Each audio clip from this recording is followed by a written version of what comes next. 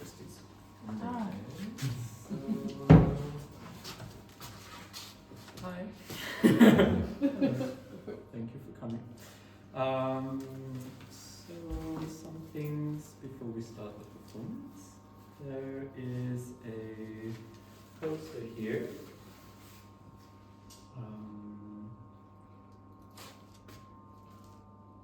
About the exhibition, and you are invited to read this before entering the performance. It's an exhibition with photos and a video. The video is around 10 minutes. There are a few stools, so you are invited to sit, and some floor mats as well, so you can decide where you sit. You can also stand and sit to watch the video. The video may have some uncomfortable content, so please feel free to walk out for 5 or 6 minutes if it becomes uncomfortable for you. And we would love for you to join us back after some time for the closure of the performance, if you feel okay. If you decide to leave and come back, we would like to invite you back. There will be a co-performer joining the artist in the last half of the performance, and the duration of the performance will be around 25 minutes, which leaves half an hour for the feedback. And I have the feedback here, we'll get to it. Duration.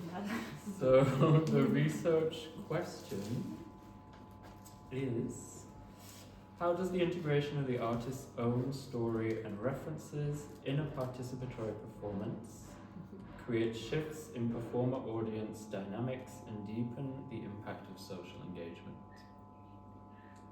It's the research question. And one more thing before we go in.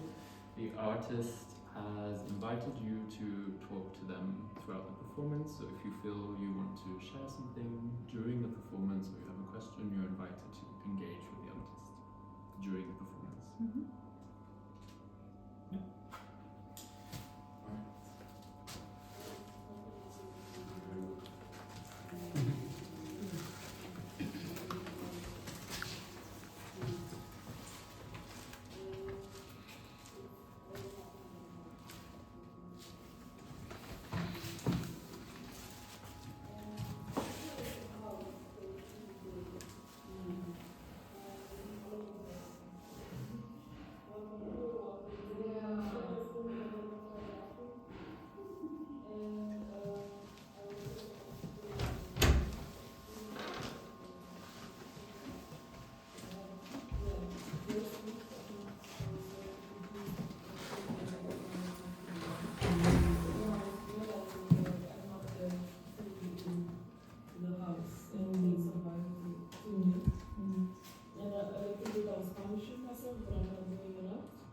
But then I realized that actually no, I'm a very proactive person, and I always get things done when I see there's something to be done. So I realized this is not a matter of me being lazy, it's just a sign of me not being able to the house and to surroundings.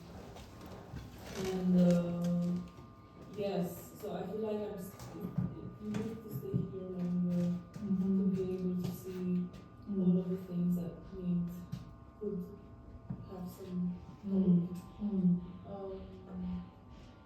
Yes, and I was having this revelation that I need to introduce myself to this place. That I need to go to the forest and say hello to the spirits and say, I know you know me, but I'm here now, take care. And I think this introduction is very important, and the place also knows who you are.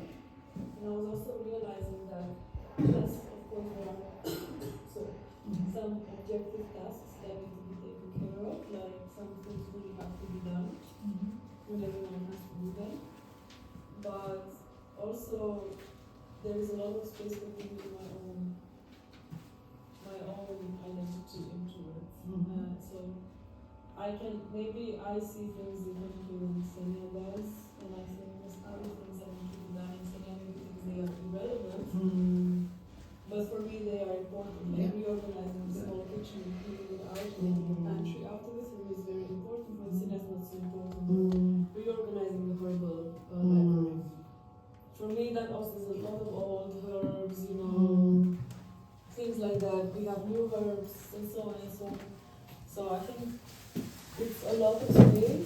this is what's confusing. It's a lot of space to bring your own vision.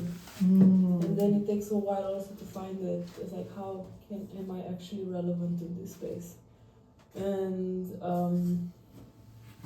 at the moment, Masya is quite open and quite porous, so I think it allows for that. And since it's becoming a collective, I think there's a lot of space to say, okay, this is lacking, should we do this? This other thing is not happening, should we do this? So there is a soil model, but it's really, it's covering some of the needs, but it's just such a tiny fraction, because the point of the soil model was this transition period from SEPI to a collective, So there's actually a lot of things to be done, and I think that's beautiful because then people can come in and they can see where is it that I'm relevant and how am I connected to the space and what is it that I can give to the space. Of course, I still need to feed the cat, I need to clean, I need to be here when some repairs need to be done, all of these things as part of it.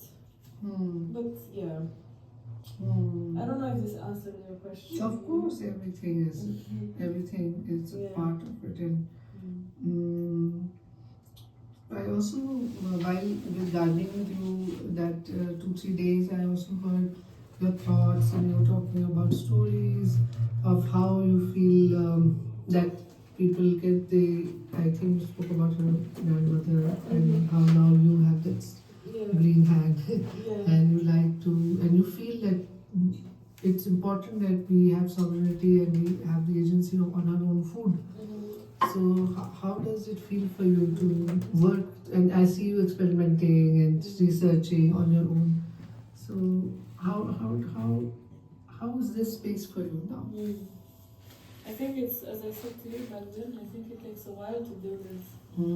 It's like this is a symptom of the destruction, right? Like my grandma knows how to garden, my mother also knows, but then I grew up in the city, so I don't know how to do it. So I have to learn from zero, so I have to go on the internet. I cannot ask my grandma anymore. So it is a bit confusing because gardening actually is a very long-term process and learning takes a few years with every season. It's like cyclical, and I don't have a place where I could practice this. Like in Romania, in my collective, they take care of a garden, so if I stayed there, I would have been able to learn through them because they are also like anarchist collective who also want to have these practices of food autonomy and sovereignty. But in Berlin, I was also disconnected from a collective. So, yeah, I think it's important that you're a part of a community also and practice this together with others. Then it makes sense a lot. But I feel still very separated. And now, like, there are certain rules to how to plant a garden. And we're kind of just going by feeling and going by So, thank you everybody. I'm going to invite you to come to the side. Maybe you can take mats or so they can use this table. Sit.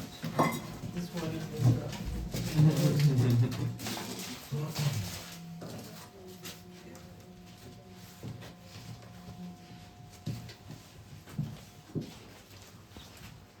Can everyone see? So come ahead.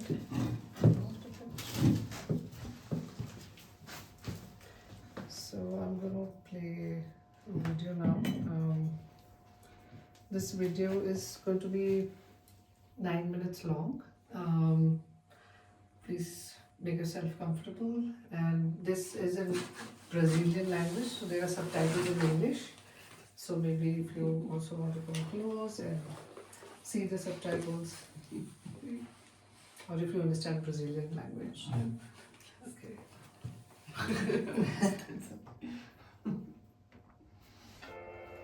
Quando eu tenho o consumo de fertilizantes, químicos, de agrotóxicos, etc., uma parte significativa da renda da terra fica com essas empresas. E há uma organização dessas empresas oligopolizada hoje.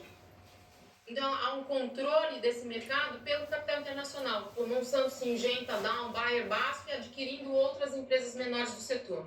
No mundo, né? Não só no Brasil, no mundo como um todo. No ano de 2010, essas indústrias juntas tiveram um faturamento, uma receita líquida de 15 bilhões de reais.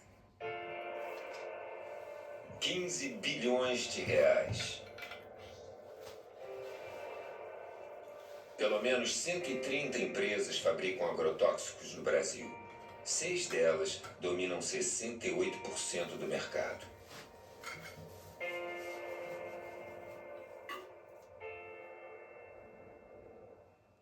Os males do agrotóxico e a saúde do trabalhador.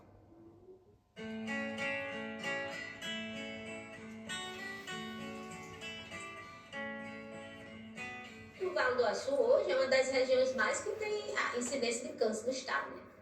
A pesquisa chegou à conclusão de que os trabalhadores rurais bebem água lá na região de péssima qualidade, né? Em 2 locais foi encontrado água contaminada quimicamente com agrotóxicos. O índice de suicídio é altíssimo, o de câncer, o CA, então assim, é muito alto, né? E antes dessas empresas chegar, nós não sabíamos nem o que era isso. Nas frutas eu usava só a bota e o avental. Não tinha luva, não tinha máscara. Então isso jorrava na minha cara, muitas vezes. Aí eu ali fui sentindo dor de cabeça, começou tendo infecção urinária e eu tendo febre e um tremor nas minhas pernas. A doutora Fátima, ela diagnosticou isso, que eram os produtos, porque nesse caso não foi só eu. Ela atendeu várias pessoas da firma, de onde eu trabalhava lá no CAPES, e por conta dessa descoberta que ela fez, ela foi tirada daqui. Eu comecei a notar que algo estava errado quando eu tive uma incidência muito alta de pessoas com sintomas psicóticos agudos. Aí que eu fui notar que essas pessoas que estavam com esse surto psicótico tinham algo em comum. Todas trabalhavam nas empresas de plantio de banana. Teve gente que ficou que nem louco. Eu fui uma. A dor de cabeça que eu senti era tão forte que eu me joguei na frente de um ônibus. Tirei esse joelho do lugar. Eu fiquei que nem doida, eu entrei em depressão, não queria ver ninguém. Eu rasguei roupa.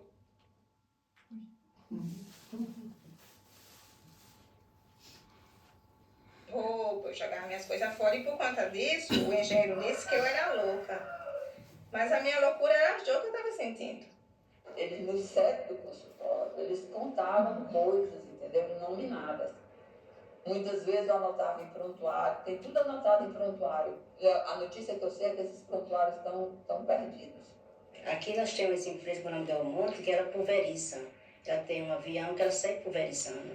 Ela vai lá para o setor, põe o produto e vem pulverizar aqui na empresa. Aí aqueles produtos ele pode cair na água, que tem um rio próximo. Inclusive, houve muita perca de peixe, de pássaro. A funcionária deles da Belmonte me procurou e me disse que, olha, doutora, a senhora fique certa de que na Belmonte tudo é feito muito legalizado. Nesse mesmo dia, por coincidência, entra um paciente na minha sala chorando, os prantos, dizendo que tudo que era vivo na casa dele tinha morrido, só restou a mulher e os 2 filhos. Por que aconteceu isso? Doutora, é porque eu moro na curva do avião.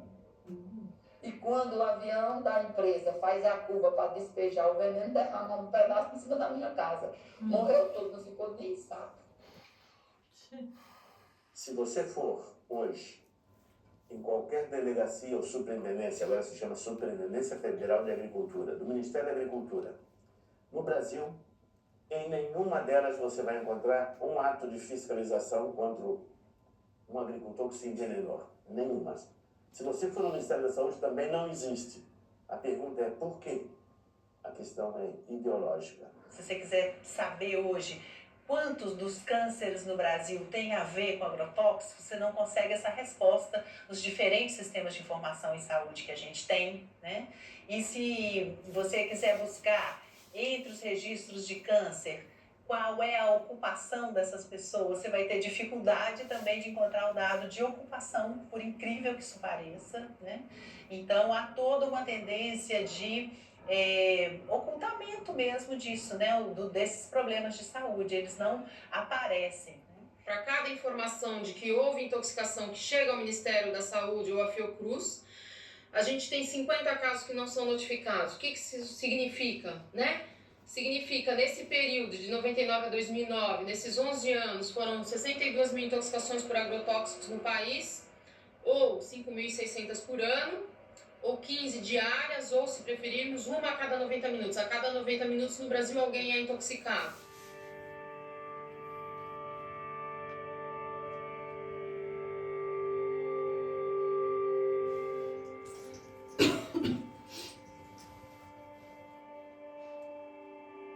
veneno chega pelo ar, pela terra, é pulverizado, mata de todas as formas. Contamina e destrói o ser humano, pássaros, as abelhas, destrói a terra, polui o ar e a água. Quando se fala em combate às pragas, devemos saber que a praga é o próprio veneno.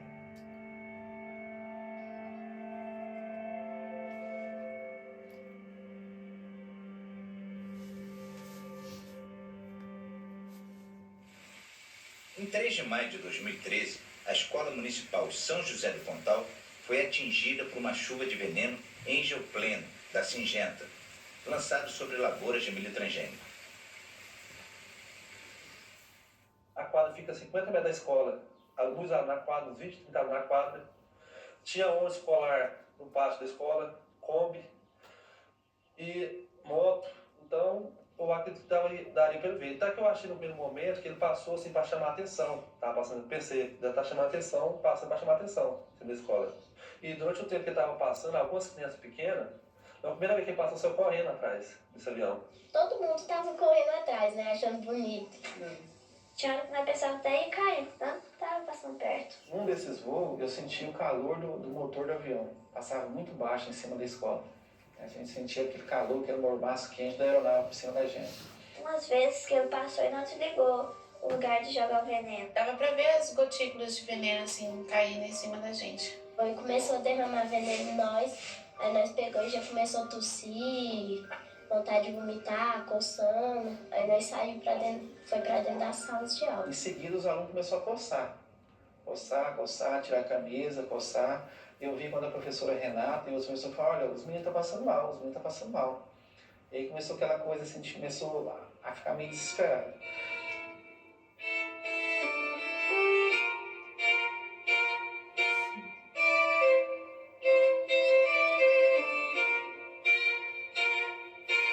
Aí eles ligaram para a escola pro SAMU veio de encontro com outro ônibus, que eles colocaram as crianças que estavam passando mal mais que os outros dentro do ônibus e foram de encontro com o SAMU. Quando as viaturas alcançou, o pessoal parou, fechou a estrada, a GO lá fechou a estrada, e lá mesmo o pessoal do SAMU, o bombeiro e a ambulância da saúde mesmo que estava indo, começou a fazer atendimento a essas crianças, no meio da estrada lá.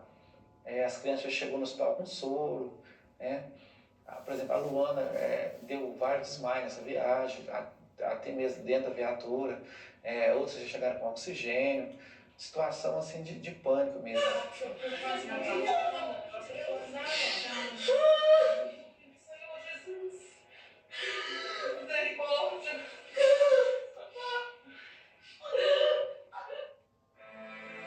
A criança paraguaia assassinada por um banho de agrotóxico. Su madre le mandó en la carnicería y a la vuelta de la carnicería el señor está echando el veneno y ellos no respetan, echan todo por el camino, no el soján nomás. A la mañana, por ejemplo, se levantó Silvino y me dijo, papá, me duele demasiado mi piel. Y yo le dije, mire, y le dije, tu sangre ya está todo parado. Llegó a un hospital, un centro de salud, y hizo que le dijo al señor, el doctor está intoxicado, totalmente intoxicado. Bueno, y dice que llegó la 1 y para las 3 ya falleció mi hijo.